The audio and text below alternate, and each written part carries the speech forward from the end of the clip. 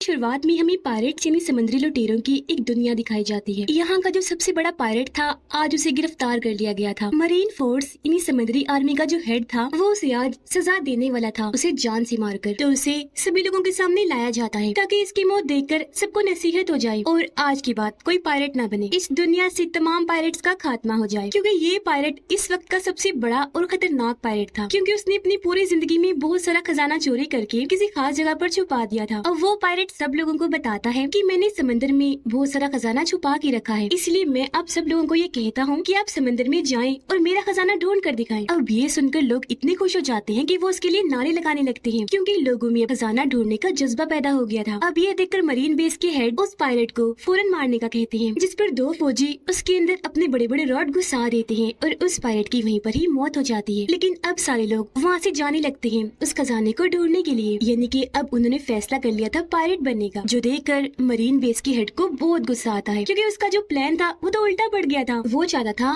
कि पायरेट्स का खात्मा हो जाए, लेकिन उस पायलट के मरने के बाद अब तो बहुत सारे पायलट सामने आ गए थे और अब वो उस बड़े पायलट के खजाने को ढूंढने निकल गए। इसके बाद हमें 22 साल के बाद की कहानी दिखाई जाती है। हम एक कश्ती में कहानी के हीरो को देखते हैं जिसका नाम लूफी होता है। लूफी भी उस पायलट के खजाने को ही ढूंढने जा रहा था, क्योंकि वो समंदर का सबसे बड़ा पायलट बनना चाहता है और वो अपने सफर में काफी आगे आ चुका है। लेकिन जिस कश्ती में वो सवार था अब उसमें पानी आना शुरू हो गया था, क्योंकि वो काफी दिन से सफर कर रहा था। अब वो डूब ना जाए इसलिए जल्दी से एक ड्रम में जाकर बैठ जाता है। उसका सारा सामान पानी में तैरने लगा और वो ड्रम भी जिसमें वो छुपा हुआ था, पर यहाँ कम से कम वो डूबने से बच गया था। लेकिन फिर उसका ड्रम तैरते तैरते दो पायरेट्स के जहाजों के बीच पहुँच जाता है, जिन दोनों जहाजों की आपस में लड़ाई हो रही थी। अब यहाँ बड़े शिप की कैप्टन एक औरत थी, जिसको पकड़ने के लिए मरीन बेस ने बहुत सारा इनाम रखा हुआ था। वो फिर अपने साथियों के साथ मिलकर दूसरे जहाज के लोगों पर हमला कर देती है। एक एक करके उन्हें बुरी तरह मारकर वो बंदी बना लेती है और उन्हें भी अपने शिप में ले आती है। कैप्टन के साथी भी दूसरे शिप का सामान लूटकर अपने शिप में लाने लगते हैं। ये लोग उस ड्रम को भी उठाकर अपनी शिप में ले आते हैं जिसमें लूफी छुपा हुआ था। जैसे ही रात हुई लूफी ड्रम से बाहर आ जाता है, लेकिन उसे बाहर आता हुआ एक लड़का देख लेता है जो वहाँ पर कैदी था और वो लूफी को देखकर डर जाता है, चीख मार देता है। लूफी उसके मुँह पर हाथ रखकर उसे चुप करवाता है और कहता है कि डरो मत, मैं तुम्हें कोई नुकसान नहीं पहुँचाऊंगा। जिसके बाद लूफी उसे अपने बारे में बताता है कि मैं भी एक पायलट हूँ। पर वो कैदी लड़का कहता है कि तुम पायलट नहीं लगते क्योंकि तुम अच्छे लग रहे हो। जिस पर लूफी का जवाब था कि नहीं, सारे पायलट एक जैसे नहीं होते, कुछ अच्छे भी होते हैं। अब यहाँ हमें लूफी के बचपन का सीन दिखाया जाता है और हमें पता चलता है कि उसे बचपन से पायलट बनने का शौक था। लूफी को पायलट्स का एक हीरो भी बहुत पसंद था, जो खुद भी एक पायलट था, और लूफी उसे सिर्फ अपना ही हीरो समझता था। अब जब पायलट हीरो अपनी टीम के साथ वापस आता है तो लूफी उसे कहता है कि प्लीज मुझे भी अपनी टीम में शामिल कर लीजिए ना। जिस पर वो जवाब देता है, बेटा तुम अभी छोटे हो, पायलट बनने के लिए भी तैयार नहीं हो, क्योंकि ये काम बहुत खतरनाक होता है। अब ये सुनकर लूफी को जोश आ गया। वो शिप की सबसे ऊंची जगह पर जाकर सबका ध्यान अपनी तरफ करता है और फिर चाकू अपने चेहरे पर घुसाकर निशान बना लेता है, ताकि वो सबको दिखा सके कि मैं अब बच्चा नहीं रहा और पायलट बन सकता हूँ। कहानी वापिस से प्रेजेंट टाइम मौजूदा वक्त में आ जाती है, जहाँ ये सारी बात लूफी उस कैदी लड़के को बता रहा था। वो लड़का उससे पूछता है कि तुम पायलट बनने का सपना कैसे देख सकते हो, क्योंकि पायलट होना इतनी भी खास बात नहीं। इस पर लूफी जवाब देता है कि नहीं, पायलट होना बहुत अच्छा होता है, क्योंकि पायलट बनकर आप अपने साथियों के साथ समंदर की सैर कर सकते हैं, एडवेंचर पर जा सकते हैं, और तो और पायलट्स को कोई कुछ कहता भी नहीं, वो आजाद होते हैं। इसलिए तो देखो मैं इतना खुश हूँ पायलट बनकर। कैदी लड़का कहता है मैं भी आजाद होना चाहता हूँ, लेकिन जो इस शिप के कैप्टन है उसने मुझे यहाँ पर कैद करके रखा हुआ है और वो मुझे आजाद कभी नहीं होने देगी। कैप्टन के खराटों की आवाज इतनी ज्यादा थी कि लूफी पूछता है, अरे ये क्या, ये कैसी आवाज है, क्या तुमने कोई समुद्री मॉन्स्टर पकड़ के यहाँ पे रखा हुआ है? जिस पर कैदी लड़का कहता है, अरे नहीं नहीं यार, ये तो हमारी कैप्टन के खराटों की आवाज है। अब वो कैदी लड़का लूफी को चुपके चुपके ऊपर लेकर जाता है और कहता है कि अभी सब सो रहे हैं तो तुम यहाँ से भाग जाओ। अब जब लूफी वहाँ से जा रहा था तो उनकी आहट से सब लोगों को पता चल जाता है और वो नींद से उठ जाते हैं, जिसके बाद कैप्टन भी यहाँ पर आ जाती है। अब कैप्टन को लगता है कि कैदी लड़का मुझे धोखा दे रहा था, वो भी यहाँ से भाग रहा था, इसलिए वो अपने हथियार से इन दोनों पर हमला कर देती है। वो पहले कैदी लड़के को मारती है, लेकिन लूफी आगे आकर उसके हथियार को साइड पर कर देता है, कैदी लड़के को बचा लेता है, जिसके बाद वो अकेला ही कैप्टन और उसके साथियों से लड़ने लगता है। हालांकि कैप्टन के साथी उस पर गोलियां चलाते हैं, लेकिन एक भी गोली लूफी का कुछ बिगाड़ नहीं पाती। ये देखकर कैप्टन को गुस्सा आ जाता है और वो अपना भारी हथियार उठाकर लूफी की पेट पे जोर से मारती है। लेकिन हैरत, यहाँ पर लूफी अपने जिस्म को लचकदार बनाकर खींचता है और ऐसे उसके वार से बच जाता है। ये देखकर कैप्टन काफी हैरान रह जाती है कि इसने अपने जिस्म को लचकदार कैसे कर लिया। और फिर तभी लूफी अपने हाथों को भी लंबा लंबा लचकदार बनाकर शिप की दूसरी साइड पर चला जाता है। तब कैप्टन भी वहाँ पर आ जाती है। वो दोबारा से अपने हथियार से उस पर हमला करती है, लेकिन लूफी पीछे हट जाता है और तब शिप का व्हील टूट जाता है और वहाँ पर आग लग गई। सारी सूरत हाल को देखकर कैप्टन आग भगोले गोला हो जाती है। उसे कैदी लड़के पर गुस्सा आ रहा था, इसलिए वो अपने हथियार से अब उस पर हमला करती है। लेकिन तभी सामने आ गया लूफी। हथियार उसके सर पर लगा, उसका सर कुचला गया, लेकिन हैरत उसे कुछ भी नहीं हुआ। जिसके बाद लूफी अपनी सबसे खतरनाक मूव यानी मारने का जो उसका सबसे अच्छा तरीका था वो उसका इस्तेमाल करता है। अपना हाथ लंबा लचकदार बनाकर बड़ा सा मुक्का बनाता है और उससे वो कैप्टन पर हमला करता है, जिससे यहाँ वो कैप्टन समंदर में दूर जाके गिरती है और उसका काम तमाम। अब वो सारे लोग लूफी की ताकतों को देखकर काफी हैरान भी हो जाते हैं और डर भी जाते हैं, इसीलिए हार मान ली थी उन्होंने। अब लूफी तो अपने कारनामों से बहुत खुश था और वो कैदी लड़के को लेकर यहाँ से जाने वाला था। अब हम एक तलवारबाज को देखते हैं जिसका काम होता है पायरेट्स को पकड़कर मारना। अब तब यहाँ एक आदमी आया जो वॉरियर था यानी कि योद्धा। वो तलवारबाज को अपने साथ शामिल होने का कहता है, लेकिन वो साफ साफ मना कर देता है। इनकार सुनकर वॉरियर तलवारबाज से लड़ने लगा। अब वो बहुत अच्छा तलवारबाज था। वो तेजी तेजी से अपनी तलवारें हिलाकर वॉरियर से लड़ता है और फिर एक मौके पर बड़ी आसानी से अपनी तलवारों का इस्तेमाल करते हुए वो वॉरियर को काट कर उसके 2 हिस्से कर देता है और इस तरह तलवारबाज ये लड़ाई जीत गया। लूफी और कैदी लड़का उस शिप से निकल चुके थे और अब वो एक छोटी कश्ती में आगे बढ़ रहे थे। अब क्योंकि उसने लूफी की और लूफी ने उसकी जान बचाई थी, इसलिए उन दोनों की दोस्ती हो जाती है। कैदी लड़का तो पहले उसकी ताकतें देखकर काफी हैरान था, इसलिए वो लूफी से पूछता है कि तुम्हारे पास ये लचकदार होने की ताकत कहाँ से आई? जिस पर वो बताता है कि बचपन में जब पायरेट हीरो ने मुझे अपनी टीम में शामिल करने से मना कर दिया था ना, तो तब मैंने गुस्से में आकर एक खास किस्म का फ्रूट खा लिया था, जिसके बाद से ही मुझे ये लचकदार होने की ताकत मिली। क्योंकि पायरेट हीरो ने जब मेरा हाथ पकड़ा तो मैं वहाँ से आगे बढ़ गया और मेरा हाथ लंबा होकर लचकदार बन गया। फिर कैदी लड़का पूछता है कि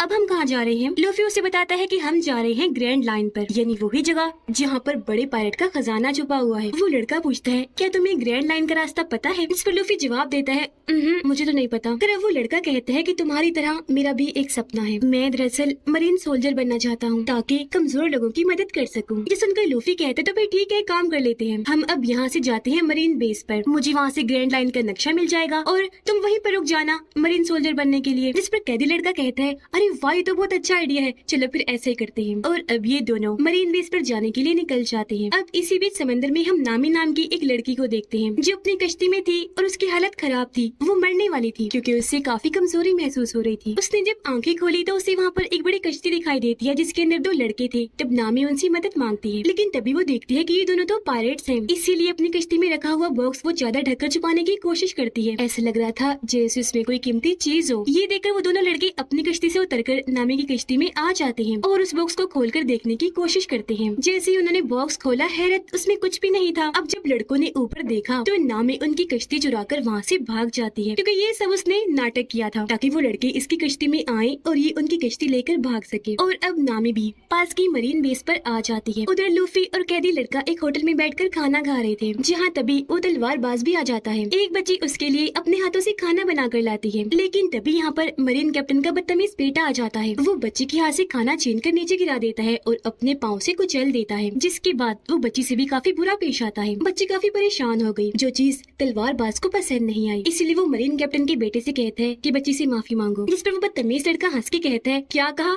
मैं इस बच्ची से माफी मांगू? कभी नहीं हो सकता। ये कहकर वो तलवार निकाल लेता है, जो देखकर तलवारबाज भी अपनी तलवार निकाल लेता है। सिर्फ 1-2 वार करके ही उसे हरा देता है। ये देखकर कुछ और लोग भी तलवारबाज की तरफ आते हैं उसे लड़ने के लिए, लेकिन एक को वो टांग मार के ही गिरा देता है, एक का सर टेबल पर देकर मारता है और 2 की बाजुएं पकड़कर उन्हें तोड़ देता है और साइड में फेंक के मारता है। एक को वो पकड़कर ऐसे घूमता है कि उसे जोर से टांग मारता है। तभी यहाँ पर नामी भी आ जाती है। वो भी एक आदमी का सर टेबल पर देकर मारती है और उसे जख्मी कर साइड में उठाकर ले जाती है। अब कैदी लड़का काफी डरा हुआ था, टेबल के नीचे छुपकर ये सब कुछ देख रहा था, जबकि लूफी इस लड़ाई को काफी एंजॉय कर रहा था। तलवारबाज ने सभी मरीन सोल्जर्स को मार दिया था, जिसके बाद वो पकड़ता है मरीन कैप्टन के बेटे को। उसे जान से मारने ही वाला था कि तभी वो लड़का कहता है कि प्लीज तुम मुझे छोड़ दो, मैं कैप्टन का बेटा हूँ, तुम जो मांगोगे वो तुम्हें दे देंगे। अब ये सुनकर तलवारबाज उसे फिलहाल के लिए छोड़ देता है और उसके डैड मरीन कैप्टन के पास आता है अपना इनाम लेने, क्योंकि उसकी ड्यूटी पायरेट्स को मारने की भी थी। लेकिन मरीन कैप्टन कहते हैं कि पहले तुम्हें मुझे इनाम देना होगा, जो है कि तुम्हें 7 दिन के लिए मेरे पास कैद रहना होगा। इस पर तलवारबाज कहते हैं अच्छा, अगर तुमने मुझे कैद करने की कोशिश की तो सबसे पहले तुम्हारा बेटा मरेगा। अब ये सुनकर मरीन कैप्टन का बेटा भड़क जाता है और अपने डैड को कहता है डैड या क्या करे हैं, पैसे दे दे इसको। लेकिन उसके डैड उसे ही मुक्का मारकर दूर फेंक देते हैं। अब मरीन कैप्टन तलवारबाज को कहता है कि तुम्हारी इस हरकत के बाद कोई भी मरीन बेस तुम्हें इनाम नहीं देगा, फिर चाहे तुम जितने मर्जी पायरेट्स को मार लो। अब तुम्हारे पास 2 रास्ते हैं,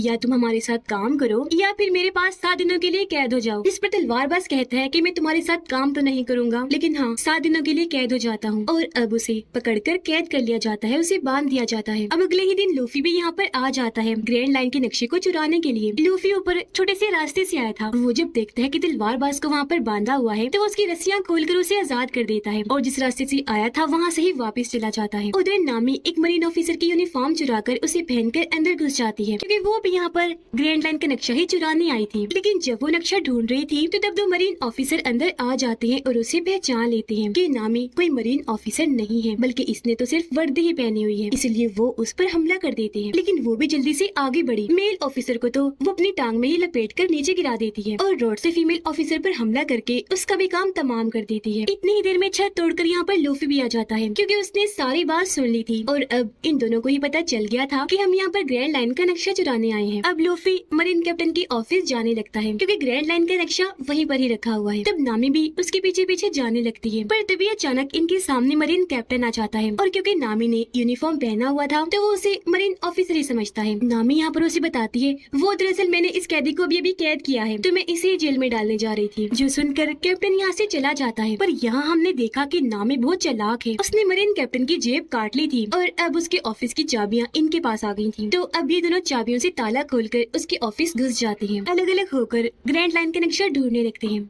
मरीन कैप्टन अब उस जगह पर आता है जहाँ पर वो दोनों ऑफिसर पड़े थे जिन्हें अभी अभी नामी ने पीटा था। दोनों ऑफिसर मरीन कैप्टन को बताते हैं कि वो लाल बालों वाली लड़की यानी कि नामी कोई मरीन सोल्जर नहीं है बल्कि वो तो यहाँ पर घुस गई है, पायरेट है। ये सुनकर मरीन कैप्टन को याद आया कि वो तो मेरे ऑफिस की तरफ गई है, इसलिए वो यहाँ पर इमरजेंसी अलार्म बजा देता है। उधर लूफी और नामी को वो तिजोरी मिल गई थी जिसमें ग्रैंड लाइन का नक्शा रखा हुआ था, लेकिन लाख कोशिश के बाद भी वो इस तिजोरी को नहीं खोल पा रहे थे। तभी बाहर मरीन कैप्टन भी आ गया था। वो दरवाजा पीटने लगता है और उन्हें दरवाजा खोलने का कहता है, लेकिन यहाँ पर लूफी मजबूती से तिजोरी को पकड़ता है। नामी उसके पीछे से आकर उसे जोर से पकड़ लेती है। यहाँ लूफी अपनी लचकदार ताकत का इस्तेमाल करके खींचकर अपनी बाजुओं को लंबा करता है और ऐसे दोनों कूदकर वहाँ से बाहर आ जाते हैं तिजोरी के साथ। ये दोनों सही सलामत यहाँ पर आ गए थे, लेकिन तभी मरीन ऑफिसर यहाँ पर आकर इन्हें चारों तरफ से घेर लेते हैं। पर यहाँ लूफी और नामी बड़ी बहादुरी से उनका सामना करते हैं। लूफी अपने मुक्कों से उन्हें दूर करता है जबकि नामी रॉड से मार मार कर उन्हें ढेर करती जाती है। और फिर तभी तलवारबाज भी यहाँ पर अपनी तलवारें लेकर आ जाता है। वो देखता है कि लूफी और नामी ये तो दोनों बच्चे हैं और उनसे पिट रहे हैं, इसलिए वो भी उनकी मदद करने इस लड़ाई में कूद पड़ता है। जैसे एक सोल्जर उसे मारने के लिए आगे बढ़ा, वो टांग मारकर उसे साइड में कर देता है और फिर कूदकर एक ऑफिसर के ऊपर गिरता है। दूसरे को वो तलवार से मारकर साइड पर करता है और ऐसे ये तीनों ही सभी मरीन सोल्जर्स को मार देते हैं। ये तीनों अभी खड़े ही थे कि तभी यहाँ पर मरीन कैप्टन आ जाता है। वो इनसे लड़ने ही आया था क्योंकि उसके हाथ पर ब्लेड वाला हथियार लगा हुआ था जिससे वो इन पर हमला कर देता है। लेकिन तभी सामने आए लूफी और तलवारबाज जो उससे लड़ने लगते हैं। हालांकि तलवारबाज अपनी दो तलवारों से उससे लड़ रहा था, लेकिन मरीन कैप्टन बहुत बहादुर था, वो उस पर भारी पड़ता जा रहा था, तो इसलिए तलवारबाज को अपनी तीसरी तलवार भी निकालनी पड़ती है। यहाँ लूफी भी अपनी लचकदार ताकत का इस्तेमाल करके अपना बाजू लंबा करके उसका सामना करता है, लेकिन मरीन कैप्टन उसका हाथ भी आसानी पकड़ लेता है। अब तलवारबाज अपनी तीसरी तलवार को मुंह में रखता है और दो तलवारों से कैप्टन से लड़ने लगता है। एक तलवार उसने जैसे कैप्टन को मारी वो उछलकर दूर जाके गिरता है और अब यहाँ लूफी भी अपनी खास मूव का इस्तेमाल करता है, यानी कि बाजू को लंबा सा करके बड़ा सा मुक्का बनाकर कैप्टन के मुंह पर देकर मारता है, जिससे वो भी दूर जाके गिरता है और वही ढेर हो गया। और अब आखिरकार वो यहाँ पर मरीन आर्मी और मरीन कैप्टन से बच गए थे, जिस वजह से बहुत खुश थी।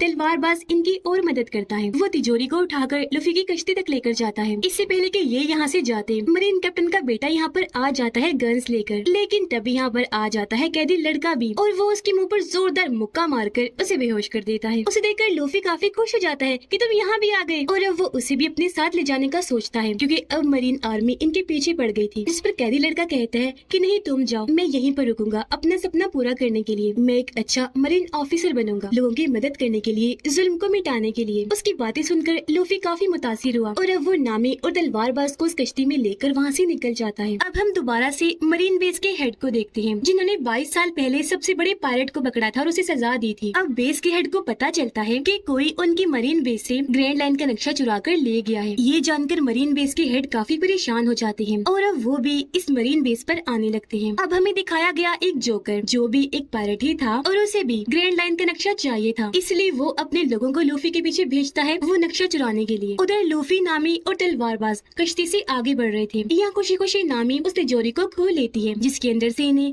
ग्रैंड लाइन का नक्शा मिल जाता है, जिसे देखकर ये काफी खुश हो जाते हैं। यहाँ नामी लूफी और तलवारबाज को बताती है कि दुनिया का समंदर 4 हिस्सों में बटा हुआ है और जो जमीन की लाइन है जो समंदर तक आ रही है उसके ऊपर भी एक लाइन है और उसे ही ग्रैंड लाइन कहा जाता है। खजाना वहाँ पर है तो अब हम खजाना ढूंढने वहाँ जाएंगे। वो ये बातें कर ही रहे थे कि तभी इन्हें बाहर से आहट महसूस होती है, क्योंकि असल में जोकर के लुटेरों ने इनकी कश्ती पर हमला कर दिया था। उसके लुटेरे आसमान में थे। वो वहाँ से बेहोशी की गैस आसपास फैला देते हैं। गैस जैसे लोगों के अंदर गई, ये भी उसे सूंघकर बेहोश हो जाते हैं। यहाँ बेहोश होने से पहले लूफी ने उन लुटेरों को देख लिया था, इसीलिए उसने ग्रैंड लाइन के नक्शे को जल्दी जल्दी से अपने मुंह में छुपा लिया था, जिसके बाद वो बेहोश हो गए। इसके बाद जब इन तीनों को होश आई तो ये देखते हैं कि हमें तो कैद किया हुआ है एक बड़े सी बॉक्स में और इनकी सारी चीजें जोकर के लुटेरों ने ले ली थी। पर लूफी ने यहाँ बताता है कि फिक्र न करो, ग्रैंड लाइन का नक्शा मेरे पास बिल्कुल सेफ है, यहाँ पर मेरे पेट में। अब जैसे बॉक्स खुलता है तो ये तीनों एक स्टेज पर होते हैं, जहाँ पर जोकर और उसके साथी लोगों को शो दिखा रहे थे। यहाँ पर जो ऑडियंस थी वो कैदी लोग थे, जिन्हें गुलाम बनाकर जबरदस्ती उनसे यहाँ पर तालियां बजवाई जा रही थी। अब तभी इन सब का कैप्टन यानी कि वो जोकर यहाँ पर आता है। उसे देखते ही लूफी पहचान लेता है कि ये एक पायरेट है, इसके ऊपर भी ढेर सारा इनाम है। लूफी यहाँ पर जोकर को बताता है कि देखना बहुत जल्द मैं पायरेट्स का किंग बनने वाला हूँ। जिस पर जोकर हंसते हुए कहता है, ओ तुम बनोगे पायरेट्स के किंग, देख लेना मैं बनूंगा जब मैं ग्रैंड लाइन का नक्शा चुरा लूंगा ना और वो खजाना मुझे मिल जाएगा ना तब। जो कहने के बाद जोकर उनसे ग्रैंड लाइन का नक्शा मांगता है, लेकिन तभी यहाँ चालाक नामी सामने आई और कहती है, क्या तुम नक्शा कर रहे हो? पता है तुम्हें हमारे पास नक्शे से भी बढ़कर कुछ है। ये कहकर वो लूफी की टोपी लेती है और उसे हवा में ऊपर उछाल देती है। अब जैसे सबका ध्यान ऊपर गया,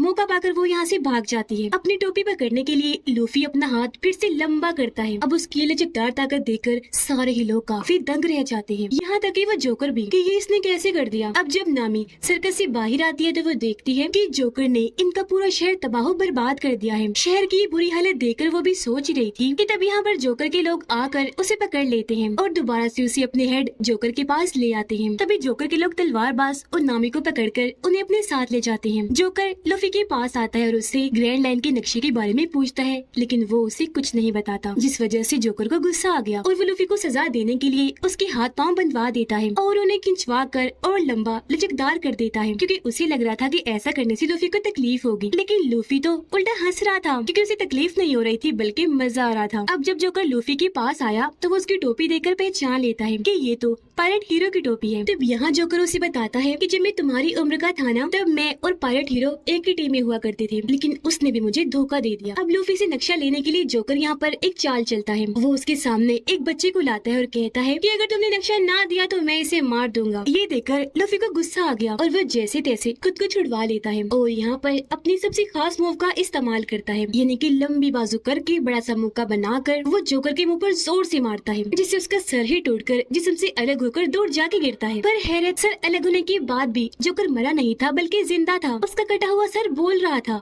हंस रहा था और जो जिस्म था वो भी अपना काम कर रहा था और फिर तभी उसका सर दोबारा से आकर उसके जिस्म के साथ लग जाता है। ये देखकर लूफी काफी हैरान हो जाता है। तब जोकर उसे बताता है कि तुम्हारी तरह मैंने भी वो खास किस्म का फल खाया था, तो तब मुझे ये ताकत मिली, यानी कि मैं अपने जिस्म को हिस्सों में काट भी सकता हूँ और दोबारा से जोड़ भी सकता हूँ। अब जोकर वहीं खड़े खड़े अपना हाथ अलग करता है और हाथ को लूफी के पास भेजकर जो बेहोशी वाली गैस है उसे फिर से फोड़ देता है, जिससे लूफी बेहोश हो जाता है। उधर नामी और तलवारबाज को अब कैद कर दिया गया था, लेकिन यहाँ पर नामी के पास ताले को खोलने की चाबी थी, जिसकी मदद से वो ताला खोलने लगती है। लेकिन तभी यहाँ पर जोकर का एक साथी आ गया। वो तलवारबाज के पास आकर कहता है कि तुमने मेरे भाई और मेरे लोगों को बड़ा भगा भगा कर मारा था और आज मैं उस चीज का बदला लूंगा, तुम्हें भी बिल्कुल वैसे ही मारूंगा। अब तलवारबाज गोल चीज पर बंधा हुआ था जैसे कोई पहिया होता है, जिसे जोकर का वो आदमी घुमा देता है और चाकू की मदद से बार बार उस पर निशाना लगाता है, लेकिन ये नाकाम निशानेबाज था और इसका एक भी निशाना ठीक नहीं लगता। इसी दौरान नामी ताला खोल लेती है और जल्दी से बाहर आकर जोकर के इस आदमी को जोर से टांग मारती है और उसे तलवारबाज की तरफ फेंकती है। तलवारबाज जल्दी से उसे अपनी बाजू की मदद से पकड़ लेता है। नामी तलवारबाज की रस्सियां खोलती है, जब आजाद होते ही उस आदमी को मारकर आसानी से बेहोश कर देता है और ये दोनों यहाँ से बाहर आ जाते हैं। अब मरीन बेस के हेड भी यहाँ पर आ गए थे। यह मरीन कैप्टन मरीन बेस के हेड से झूठ बोलता है, इसलिए ताकि वो कैदी लड़के को फंसा सके। वो कहते हैं मेरे बेटे की गलती थी, जिस वजह से वो पायरेट यानी कि लूफी ग्रैंड लाइन का नक्शा चुराकर यहाँ से भाग गया, लेकिन मेरे बेटे को एक नए मरीन ऑफिसर ने बचा लिया, जो कहकर वो उसे कैदी लड़के से मिलवाता है। मरीन बेस के हेड जैसे कैदी लड़के को देखते हैं तो उन्हें शक हो जाता है कि ये घबराया हुआ है, तो जरूर ये भी लूफी के साथ मिला हुआ है, इसलिए वो उसे अकेले में मिलने को बुलाते हैं। अब कैदी लड़का जब उनसे मिलने गया तो मरीन बेस के हेड उसे कहते हैं कि बताओ तुम उन पायरेट्स के साथ कब से काम कर रहे हो, क्योंकि मैं सारी सच्चाई जान गया हूँ, मुझे पूरा यकीन है। यहाँ बेस के हेड का आदमी भी भी कहता है कि एक बार तुम्हें लूफी के साथ देखा गया था, इसीलिए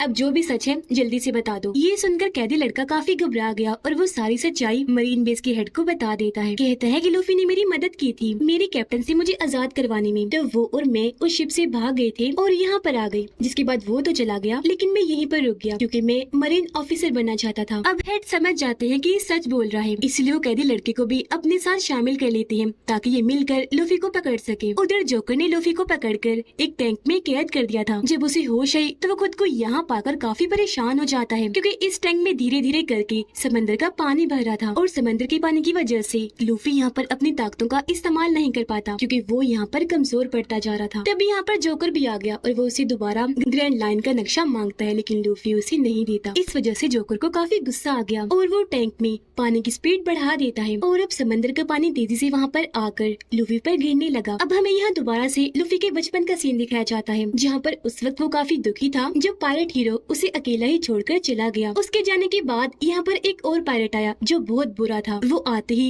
लूफी को पकड़कर उसे मारने लगता है, परेशान करने लगता है। लेकिन ठीक इसी वक्त पर यहाँ पर पायलट हीरो दोबारा आ गया। उसने जब देखा कि लूफी के साथ ये ऐसा सलूक कर रहे हैं तो उसने एक एक करके उस पायलट के सभी साथियों को मारकर ढेर कर दिया। लेकिन तब तक वो बुरा पायलट लूफी को लेकर कश्ती में बिठाकर समंदर में आ गया। पर तभी यहाँ पर एक बहुत बड़ा समुद्री मॉन्स्टर आकर इनकी कश्ती पर हमला कर देता है जिससे इनकी कश्ती पलट गई और ये दोनों समंदर में जाके गिरते हैं। डूबने की वजह से उस बुरे पायलट की तो वहीं पर मौत हो जाती है। इससे पहले कि लूफी भी पानी में डूबकर मरता, यहाँ पर पायलट हीरो आकर उसकी जान बचा लेता है। जिसके बाद वो समुद्री मॉन्स्टर दोबारा से ऊपर आया इन पर हमला करने के लिए। वो अपना बड़ा सा मुंह खोलकर लूफी को खाने ही वाला था कि तभी सामने पायलट हीरो आकर उसे बचा लेता है। मॉन्स्टर ने जैसे अपना मुंह बंद किया, पायलट हीरो मॉन्स्टर की आंखों में आंखें डालकर देखने लगता है। इससे मॉन्स्टर काफी डर गया और वहाँ से वापस भाग जाता है। लेकिन लूफी देखता है कि उस मॉन्स्टर ने पायलट हीरो का एक बाजू खा लिया है जिससे छोटे लूफी को बहुत दुख हुआ। तो अब यहाँ पर लूफी को एहसास हो गया कि वाकई अभी मैं बच्चा हूँ, पायलट बनने के लायक नहीं हूँ। अब पायलट हीरो यहाँ से जाने वाला था। जाते जाते वो लूफी को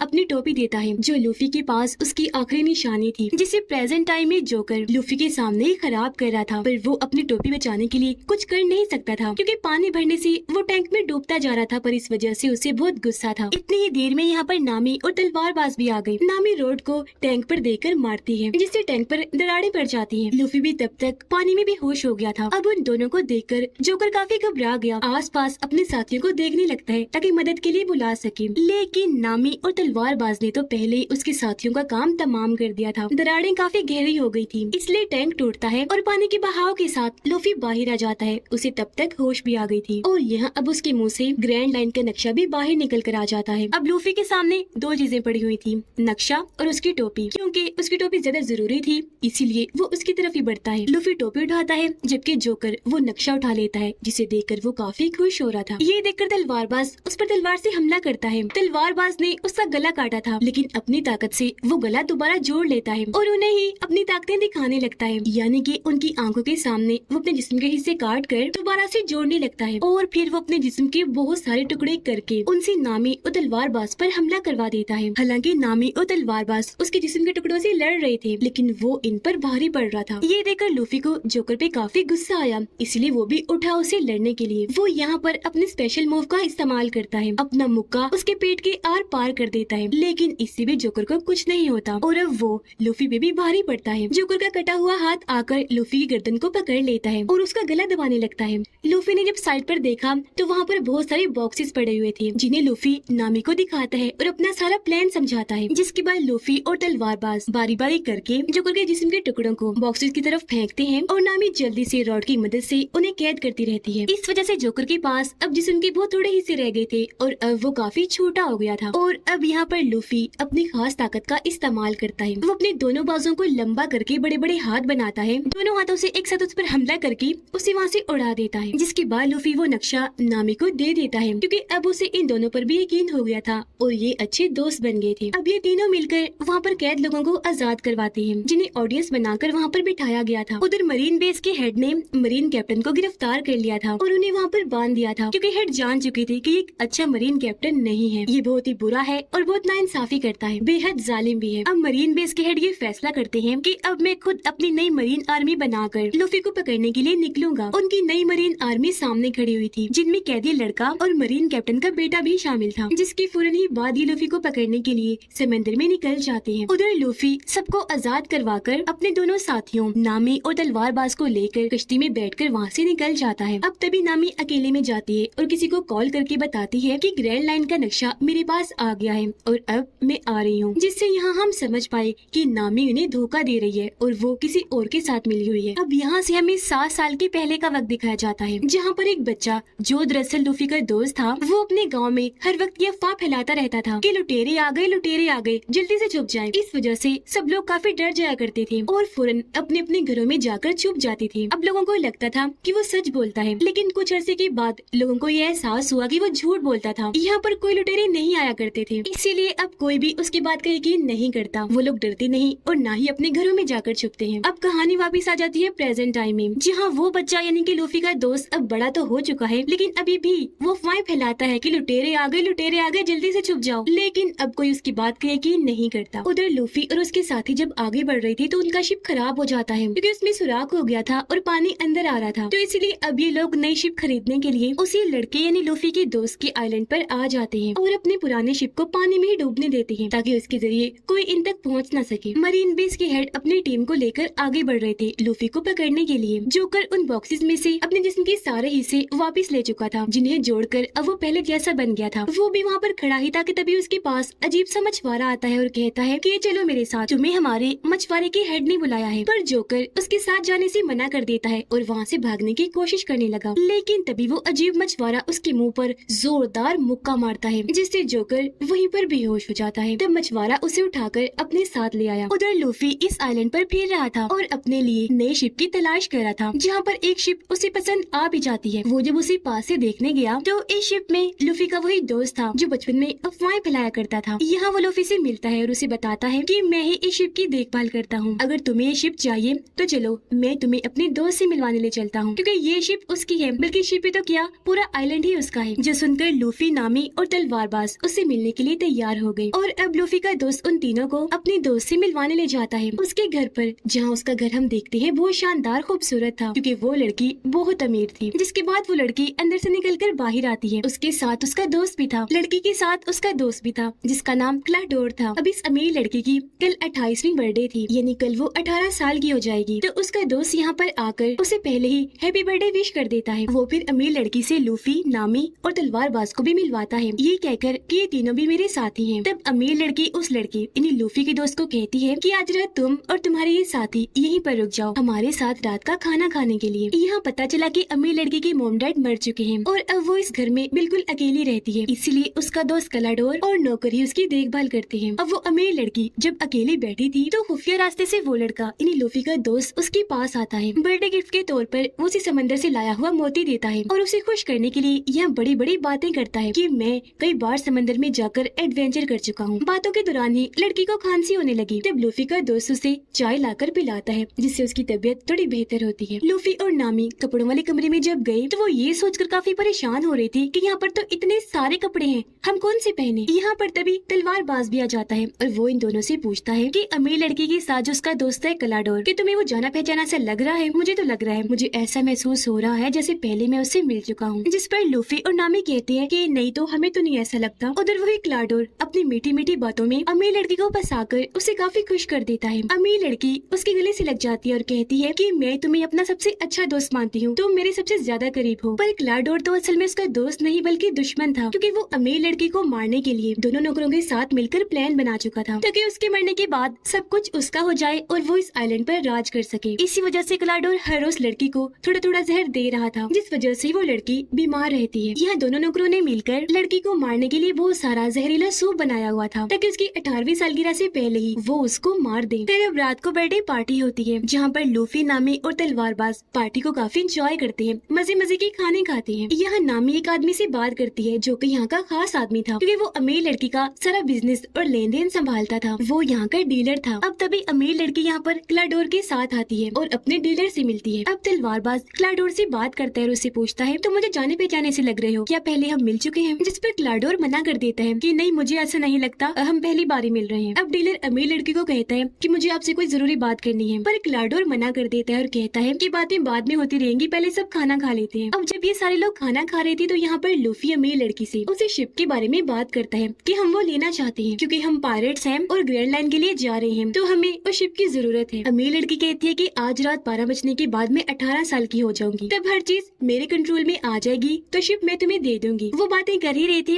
कि तभी लड़की की तबीयत खराब होने लगी। ग्लाडोर कहता है किसी आराम की जरूरत है, आप सब लोग यहाँ से चले जाइए, पर अमीर लड़की मना कर देती है कि नहीं नहीं मत कहो उन्हें जाने का, आज रात वो यही रुकेंगे। ये सुनकर तब ग्लाडोर भी चुप हो जाता है और अमीर लड़की को उठाकर उसके कमरे में छोड़ने जाता है। अब मरीन बेस के हेड और कैदी लड़का जब एक जगह पर बैठे हुए थे तो वहाँ पर मरीन कैप्टन का बेटा आता है और बताता है कि एक आइलैंड के पास हमें लूफी के शिप का सामान मिला है, जिस पर मरीन बेस के हेड कहते हैं तो इसका मतलब है लूफी उस आइलैंड पर गया है, तो अब तुम दोनों उस आइलैंड पर जाओ और लूफी को पकड़कर यहाँ पर लेकर आओ। अब जब डीलर अकेला था तो उसके पास क्लाडोर आता है क्योंकि वो डीलर को मारना चाहता है। वजह ये थी कि डीलर क्लाडोर की सच्चाई जान चुका था, जो सारी बात आज रात वो अमीर लड़की को बता देगा। अब यहाँ हमने देखा कि क्लाडोर के पास भी तेज चलने और दौड़ने की स्पीड और ब्लेड की ताकत है। उसके हाथ में 5 ब्लेड लगे हुए थे, वो उन्हें डीलर के अंदर घुसाकर उसे बहुत बुरी तरह मार देता है। अब हम जोकर को देखते हैं जिसे वो मछुआरा अपने हेड के पास उठाकर ले आया था। हेड जोकर को कहता है कि मैं यहाँ का सबसे बड़ा और खतरनाक पायलट हूँ, अगर तुम यहाँ पर कुछ लूटोगे तो आधा हिस्सा मुझे भी दोगे। जिस पर जोकर कहता है लेकिन मैं तो कुछ भी नहीं कर पा रहा। लूफी नाम का एक लड़का है, वो ही यहाँ पर हर जगह घूम रहा है, उसके पास एक ग्रैंड लाइन का नक्शा भी है, वो ही उस खजाने को ढूंढ लेगा। इस पर मछुआरों का हेड कहता है कि कौन लूफी, कहाँ है वो इस वक्त। जोकर कहता है कि तुम मुझे छोड़ दो, मुझे फिलहाल पता नहीं है कि वो कहाँ है, लेकिन उसे ढूंढने में मैं तुम्हारी मदद कर सकता हूँ। जिस पर वो हेड मानकर उसे छोड़ देता है। अब लूफी और तलवारबाज और खाना खाने और शराब पीने अपने अपने कमरों से बाहर आते हैं और अब ये दोनों मिलकर किचन में जाते हैं जहाँ पर लूफी का दोस्त पहले से ही मौजूद था और अब ये तीनों यहाँ पर बातें करने लगते हैं। अब नामी भी अपने कमरे से बाहर आकर यहाँ पर सामान चुराने लगती है, जिसके बाद वो अमीर लड़की के कमरे में जाती है। वो लड़की नामी के हाथ में सामान का थैला देखकर समझ जाती है कि ये चोरी कर रही है, लेकिन यहाँ वो फिर भी नामी को कुछ नहीं कहती, बल्कि दोस्तों की तरह ही उससे बातें करने लगती है। बातों ही बातों में लूफी का दोस्त बताता है कि मेरे डैड भी एक काफी बड़े पायरेट थे, लेकिन फिलहाल वो लापता है। अब उनका नाम सुनकर लूफी एकदम से बोलता है, अच्छा वो, उनको तो मैं जानता हूँ, मैं उनसे मिल चुका हूँ और वादा करता हूँ कि तुम्हें तुम्हारे डैड से मिलवा दूंगा। अब यहाँ पर तलवारबाज उसे पूछता है क्या यहाँ पर पीने के लिए शराब है। इस पर वो कहता है कि हाँ, बेसमेंट में बहुत सारी शराब पड़ी है, वहाँ जाकर पी लो। तो अब तलवारबाज और लूफी का दोस्त बेसमेंट में आते हैं, लेकिन जब ये आगे बढ़ रहे थे तो इन्हें यहाँ पर डीलर की लाश मिलती है और ये दोनों उसे देखकर काफी परेशान हो जाते हैं, ये सोचकर कि इसे किसने मारा होगा। जहाँ तभी इनके सामने क्लाडोर आ जाता है, वो इन्हें भी अपने 5 ब्लेड्स दिखा देता है, जिन्हें देखकर तलवारबाज समझ जाता है कि ये कौन है। क्लाडोर असल में ब्लैक आर्मी का कैप्टन था, जो कि बुरे पायरेट्स होते हैं, और इसके ऊपर भी ढेर सारे पैसों का इनाम रखा गया है। अब एकदम ही तलवारबाज अपनी तलवार से उस पर हमला करता है, लेकिन वो अपनी ब्लेड से उसकी तलवार नीचे करता है और ऐसे उसके हमले से बच जाता है। और फिर क्लाडोर अपनी स्पीड की ताकत से वहाँ से झट से गायब हो गया। इतनी ही देर में क्लाडोर के दोनों साथी इन्हीं नौकर यहाँ पर आ जाते हैं। एक नौकर तलवारबाज के सर पर कोई चीज मारकर उसे बेहोश कर देती है, जो देखकर लूफी का दोस्त एक छोटी सी जगह से जल्दी से यहाँ से भाग जाता है और नौकरों के हाथ लगने से बच गया। अब क्लाडोर यहाँ पर वापिस आया और अपने नौकरों से कहता है कि उन दोनों की लाशों को ठिकाने लगाओ, इन्हें डीलर की और तलवारबाज की, जो कहकर वो यहाँ से चला गया। लूफी किचन में आया क्योंकि उसे भूख लग रही थी, तो जहरीले सूप को देखकर उसे रहा नहीं गया और वो सारा का सारा सूप पी जाता है। इससे वो मरता तो नहीं, लेकिन फौरन बेहोश हो जाता है। उधर नामी भी अमीर लड़की से बातें करने के बाद उसकी काफी अच्छी दोस्त बन गई थी और जो सामान अब नामी ने चुराया था वो सारा वापस रख देती है। उधर वो दोनों नौकर डीलर की लाश और बेहोश तलवारबाज को एक कुएं के पास लाकर उसके अंदर फेंक देते हैं, जिसके बाद वो भी वहाँ से चले जाते हैं। लूफी का दोस्त जो पहले ही काफी घबराया हुआ था, अब वो दोबारा से हर घर में जाकर इस बार सच बताता है कि मेरी बात का यकीन कर लो, उठो जागो, सच में यहाँ पर लुटेरे आ गए हैं। अब हालांकि इस बार वो सच बोल रहा था, लेकिन कोई भी उसकी बात का यकीन करने को तैयार ही नहीं था। और फिर तभी लूफी का दूसरा दोस्त यानी कि कैदी लड़का भी अपने साथियों के साथ यहाँ पर आ जाता है। यह लूफी का दोस्त कैदी लड़की को सारी बात बता देता है कि ब्लैक आर्मी यानी बुरे पायलट का जो कैप्टन है वो यहाँ पर आ चुका है और सबको मार रहा है, उसके बारे में बताने के लिए मैं यहाँ पर आया हूँ। इस पर मरीन कैप्टन का बेटा कहता है कि ये झूठ है, ब्लैक आर्मी के कैप्टन को तो मेरे डैड ने मार दिया था, इसलिए हम यहाँ पर जो काम करने आए हैं वही करेंगे, यानी लूफी को ढूंढने के लिए। उसका नाम सुनकर लूफी का दोस्त बताता है तुम लूफी को ढूंढने आए हो यहाँ पर, वो भी इधर ही है। और अब वो इनको लूफी के पास ले जाने लगता है। उधर नामी जब किचन में आती है तो ये देखकर काफी परेशान हो जाती है कि लूफी यहाँ पर बेहोश पड़ा है। उसे समझ नहीं आती कि सूप पीकर ये बेहोश कैसे हो गया, पर तभी उसे आहट महसूस हुई और वो जल्दी से जाकर एक जगह पर छुप जाती है। वहाँ पर दरअसल क्लाडोर और उसके साथी आए थे, दोनों नौकर, और उनकी बातें सुनकर नामी सारी बात समझ जाती है कि ये क्या करने वाले हैं, इन्हीं अमीर लड़की की जान लेने वाले हैं। घर के बाहर लूफी का दोस्त मरीन आर्मी को ले आया था। अब क्लाडोर जैसे दरवाजा खोलता है, लूफी का दोस्त बताता है कि यही ब्लैक आर्मी का कैप्टन है। इन यानी कि लुटेरा। पर यहाँ पर क्लाडोर उल्टा उस पर ही इल्जाम लगाने लगता है और कहता है कि इसका दिमागी तवाज़ुन थोड़ा ठीक नहीं है, इसलिए अक्सर ही ऐसी बातें करता रहता है। ये बचपन से ही इस तरह की कहानियां बनाते आ रहा है। अब ये सुनकर कोई भी लूफी के दोस्त की बातों का यकीन नहीं करता, सिवाय कैदी लड़के के। उसे लग रहा था कि क्लाडोर ही झूठा है और लूफी का दोस्त सच बोल रहा है। अब मरीन कैप्टन का बेटा क्लाडोर को कहता है कि लूफी इधर ही है, तो तब क्लाडोर कहता है कि हाँ, और वो लूफी को इनके हवाले कर देता है जो आधे बेहोशी की हालत में था। अब नामी वहाँ से निकलकर बाहर आई। वो नौकर के मुंह पर पेन से हमला करके उसे बेहोश करती है और यहाँ से भाग जाती है। लूफी का दोस्त भी वहाँ से भागकर अमीर लड़की के पास आ गया था। क्लाडोर कैदी लड़की को कहता है कि अब तुम यहाँ पर क्या ले रहे हो, चले जाओ यहाँ से। उसकी बेइज्जती करके वो मुंह पे ही दरवाजा बंद कर देता है। अब नामी भी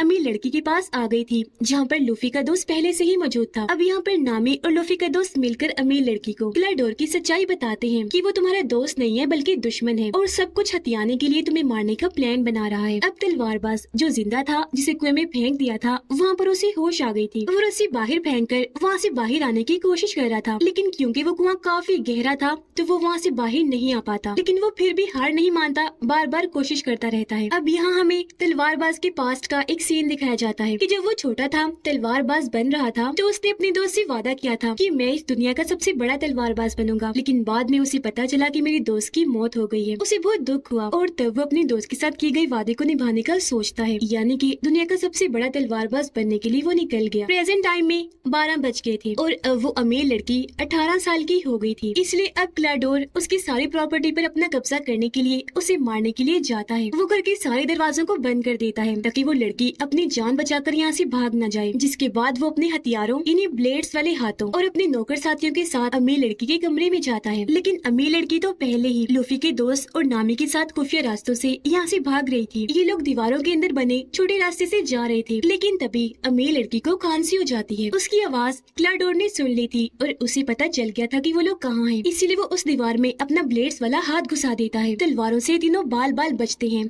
और अब ये जल्दी से यहाँ से भाग जाते हैं। तलवारबाज कुएं में अब खुद ही ऊपर आने की कोशिश करता है। वो चढ़कर ऊपर आ रहा था लेकिन बार बार नीचे गिर रहा था, लेकिन इस बार भी वो हार नहीं मानता और बड़ी हिम्मत करके दोबारा से उठा, ऊपर चढ़ने लगा और आखिरकार अब वो कुएं से बाहर आ ही जाता है। उधर कैदी लड़का लूफी को पकड़कर अपने साथ ले जा रहा था। लूफी को होश आने लगी, इसलिए कैदी लड़का उसके पास जाता है। अब लूफी यहाँ पर पूरी तरह होश में आकर कैदी लड़की को कहता है कि मुझे यहाँ से वापस जाना होगा क्योंकि क्लाडोर सच में बहुत खतरनाक है और मेरे दोस्तों की जान को खतरा है, मुझे उन्हें बचाना है क्योंकि वो सच में ब्लैक आर्मी का कैप्टन है। लेकिन तभी मरीन कैप्टन का बेटा लूफी पर गन तान देता है ताकि वो यहाँ से भाग न सके। इतनी ही देर में तलवारबाज भी यहाँ पर आ गया था और वो उसके सभी साथियों को मार देता है। फिर वो मरीन कैप्टन के बेटे को जोरदार मुक्का मारता है जिससे वो वहीं बेहोश होकर गिर जाता है। जिसके बाद लूफी और तलवारबाज अपने साथियों को बचाने के लिए निकल जाते हैं। घर में वो तीनों यानी कि अमीर लड़की, लूफी का दोस्त और नामी एक पुराने कमरे में आकर छुप जाते हैं। लेकिन तभी क्लाडोर भी यहाँ पर आ जाता है। उसे शक था कि वो यहीं पर है, इसीलिए वो उन्हें ढूंढने लगता है। इसी दौरान लूफी और तलवारबाज भी जैसे तैसे घर का एक रास्ता खोलकर अंदर आ ही जाते हैं। लूफी जाता है ऊपर और तलवारबाज दूसरी साइड पर। तलवारबाज के सामने क्लाडोर के दोनों नौकर साथी आ जाते हैं तो वो जल्दी से अपनी तलवार पकड़कर उनसे लड़ने लगता है। अमीर लड़की और नामी जैसे बाहर आई, क्लाडोर जल्दी से आगे आकर उन्हें पकड़ लेता है। वो उन्हें बस मारने ही वाला था कि तभी लूफी का दोस्त अपने हथियार से उस पर निशाना लगाता है, लेकिन इस बार भी वो बच जाता है। क्लाडोर को कुछ नहीं होता। अब क्लाडोर फुल स्पीड के साथ उसके पास आया और उस पर हमला करके उसे दूर फेंक देता है। फिर वो अमीर लड़की और नामी के पास आया। उसने अपना ब्लेड्स वाला हाथ ऊपर उठाया अमीर लड़की को मारने के लिए, लेकिन तभी पीछे लूफी आ गया जिसने अपना हाथ लचकदार बना के लंबा करके उसे पकड़ लिया और ऐसे अमीर लड़की को बचा लिया। जिसके बाद अब लूफी क्लाडोर से लड़ने लगता है। लचकदार ताकत का इस्तेमाल करके वो उसे उठा कर मार रहा था, पर क्योंकि क्लाडोर काफी खतरनाक और ताकतवर था इसलिए लूफी ज्यादा देर तक उसका मुकाबला नहीं कर पाता। क्लाडोर बहाने से काफी बार लूफी पर हमला करता है जिस वजह से लूफी को अब थोड़ा रुकना पड़ता है, लेकिन फिर मौका पाकर लूफी उसके मुंह पर जोरदार मुक्का मारता है और वो दूर जाके गिरता है। तलवारबाज भी दोनों नौकरों से लड़कर उन्हें खूब मार रहा था। एक पर वो तलवार से ऐसे हमला करता है कि सीढ़ियों से नीचे फेंक देता है और ऐसे वो इन पर भारी पड़ रहा था। उधर क्लाडोर भी अब आमने सामने आकर लूफी से लड़ता है और अपनी ब्लेड से उसे दूर फेंक फेंक के मारता है, लेकिन इसका असर लूफी पर ज्यादा नहीं होता। वो बड़े आराम से बार बार बच रहा था। अब यहाँ पर लूफी अपनी सबसे खास मूव का इस्तेमाल करता है। वो लचकदार ताकत का इस्तेमाल करके अपनी गर्दन को लंबी करता है और उससे क्लाडोर पर हमला करके बाहर फेंक के मारता है। लेकिन तलवारबाज भी उसके दोनों साथियों को हराकर बंदी बना लेता है, यानी कि इन्होंने उन तीनों को ही पकड़ लिया था। अब इस तरह इन सभी दोस्तों ने उनसे लड़ाई की, उन्हें हराया और इन सब की ही जान बच गई। लेकिन नामी कहती है हमें जल्दी से यहाँ से निकलना चाहिए क्योंकि मरीन आर्मी जान चुकी है कि हम यहाँ पर हैं और हमें पकड़ने वो यहाँ पर आती ही होगी। पर क्योंकि भागने के लिए इनके पास कोई शिप नहीं था, इसलिए अमीर लड़की इन्हें वही वाला शिप दे देती है। अब यहाँ पर अफवाह वाला लड़का यानी लूफी का दोस्त भी इनके साथ सफर में जाने के लिए तैयार हो जाता है और अब ये चारों उस शिप में बैठकर इस आइलैंड से निकल जाते हैं। हम देखते हैं कि क्लाइडोर भी मरा नहीं था बल्कि जिंदा बच गया था और वो भी कश्ती में बैठकर इस आइलैंड से निकल चुका था। कैदी लड़का वापिस आ गया था जहाँ वो मरीन बेस की हेड से माफी मांगता है कि प्लीज मुझे माफ कर दीजिए, मैंने बहुत कोशिश की पर मैं लूफी को पकड़कर नहीं ला पाया। हेड उससे कहती है कि परेशान मत हो, तुमने कोशिश भी की और अपना काम भी पूरा कर दिया, तुम उन लोगों को आइलैंड से बाहर ले आए यही बहुत है, अब हम उन्हें पकड़ लेंगे। वो ऐसा इसलिए कह रहा था क्योंकि अपनी दूरबीन से वो लूफी के शिप को देख पा रहा था। और अब मरीन बेस के हेड कहते हैं